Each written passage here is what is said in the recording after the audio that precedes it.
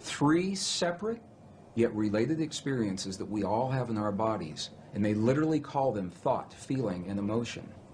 And here's the difference. The thinking, they identify with the three upper energy centers of the body. The Sanskrit traditions have a 7 energy center or 7 chakra system that they work with.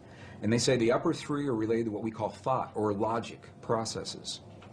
So when we think about something, we picture it in our mind, that perfect relationship or peace between nations.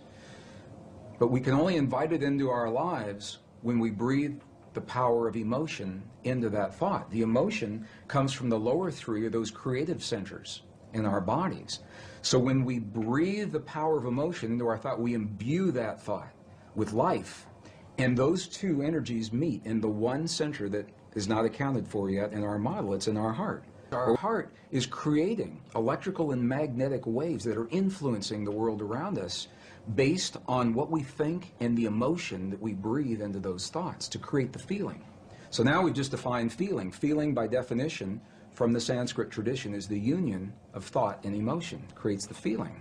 Now what makes this really interesting is that those traditions say we are capable of only 2 primary emotions: love and whatever we feel the opposite of love is. And when you get really deep into the teachings, there are 2 aspects of the same thing. But what they say is when we have our thought, we are either breathing the love of that thought or our fear of that thought to create the feeling, and the feeling then becomes sadness or joy or compassion or anger. Those are not emotions, those are feelings. Now for some people they say, well, you know, you're nitpicking. What difference could it make? And these are the subtle differences between these ancient ways of viewing this inner technology. It's literally a technology, because we can have the same thought or the same affirmation and imbue it with a different emotion and have completely different feelings and create a different outcome.